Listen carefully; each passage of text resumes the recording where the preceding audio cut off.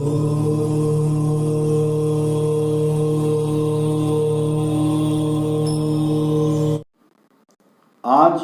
एक बहुत अति महत्वपूर्ण विषय जिसकी वजह से लोग बाग परेशान रहते हैं और उसके लक्षण क्या हैं और वो होता क्या है, काल सर्प दोष और इसकी शांति क्या है, सरल भाषा में समझाऊंगा, सरल तरीके से।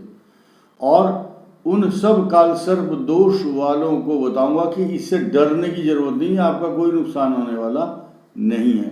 लेकिन इतने लंबे और विस्तार से बात नहीं कर पाऊंगा। क्यों? क्योंकि ये छोटा तो विषय है, इसको लंबा करना तो बहुत लंबा हो जाएगा। काल सर्प दोष क्या है? राहु और केतु 180 डिग्री पर हों और एक ही तरफ हों, उनके बीच में कोई ग्रह ना हो, तो ये काल सर्प दोष कहलाता है। अब काल सर्प दोष क्यों आया? सर्प कहाँ से आया इसमें? सर्प मैंने सांप। सर्प की तरह से ग्रहों की स्थिति हो जाती है, और जहाँ राहु होता है वहाँ सर्प का मुख, और जहाँ केतु है वो पूंछ है। उसके पेट में सब ग्रह समाये हुए हैं। यही कारण है काल सर्प दोष वालों के जो ग्रह हैं वो जितना प्रभावित करना चाहिए, क्योंकि राहु केतु छाया ग्रह हैं, उनकी छाया के कारण जो और ग्रह हैं वो उतना फल नहीं दे पाते। लेकिन जब राहु केतु गोचर में छाया नहीं दे पाते तो वो व्यक्ति कैसे बनते हैं, नोट करिए। सरोजिनी नायडू का नाम सुना होगा पूरे देश में, लता मंगेशकर, जवाहरलाल नेहरू, बड़े बड़े क्रिकेटर, धोनी या तेंदुलकर जैसे जो क्रिकेटर हैं, और एडोल्फ हिटलर जर्मन का तानाशाह, और भी बड़ी बड़ी हस्तियां जिनकी कुंडली में काल सर्प दोष रहा है, वो इतने ऊंचाइयों को छू लेते हैं। और भगवान कृष्ण की कुंडली में ऐसा योग था कि वो सर्प को दमन करते थे। जैसे काली देह को, कालिया नाग को उन्होंने पकड़ लिया, उसके ऊपर बैठ गए,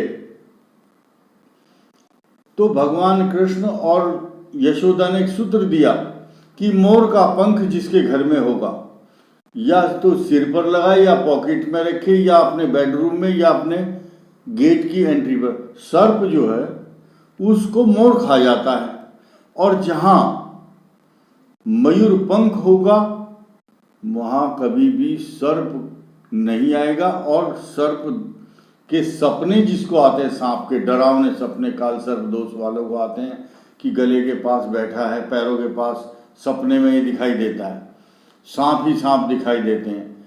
तो ये काल सर्प दोष जो है किस किस स्थान, जिस स्थान में बनता है उसी का अभाव उसको झेलना पड़ता है। स्त्री के अगर लगन स्थान में है तो पत्नी से संबंधित समस्याएं, लगन में है तो शारीरिक बीमार, अष्टम में है तो कष्टकारक, चतुर्थ और दशम में है तो माता पिता की समस्या, धन स्थान में तो धन की समस्या, अगर 12वें स्थान में तो जेल यात्रा या विदेश यात्रा, और खर्च अधिक और कर्ज में दबा रहता है मनुष्य। तो अलग अलग भावों में उसका फल होता है, लेकिन अच्छा भी रहता है। इतनी भूमि, भवन, प्रॉपर्टी, पैसा बहुत खरीद लेता है, लेकिन या तो एकदम बहुत ऊंचा जाएगा या एकदम पटक दिया जाएगा, ग्रहों के द्वारा धरती पर आ जाएगा। तो काल सर्प दोष अपने आप में एक बहुत बड़ा साइड इफेक्ट है लाइफ का। ऐसे व्यक्ति हमेशा इनसिक्योर रहते हैं, असुरक्षा की भावना, और हर समय उनको अगर कहीं जाते हैं तो डर ये लगा रहता है मेरा कुछ सामान खोया तो नहीं गया, मैं कुछ भूल तो नहीं गया रास्ते में। तो एक बड़े बेचैन से, परेशान से रहते हैं, एंग्जाइटी रहती है उनको। तो काल सर्प दोष वाले जो व्यक्ति हैं उनको डरना नहीं है, कॉन्फिडेंस लाना है और आगे बढ़ना है। तो उपाय मैं बता रहा हूं।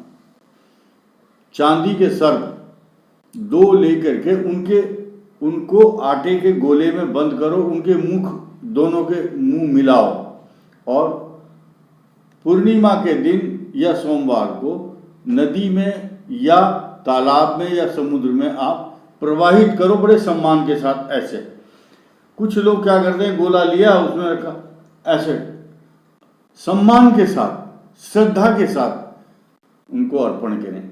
और एक गोला लिया जाए नारियल का सूखा, उसमें सूजी और चीनी भून करके शुद्ध घी में बंद करके उसको बाहर से बंद करो धागे से।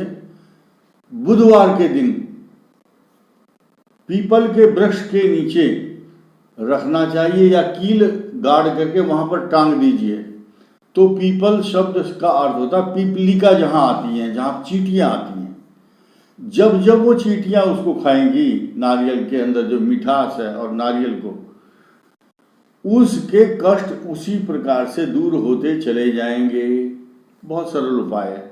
और सबसे बड़ा उपाय एक तरह से रामबाण, एक नाग गायत्री मंत्र होता है, उसका जाप अगर आप करेंगे और दशांश हवन करेंगे तो मंत्र मैं बता रहा हूं और इसको याद रखना।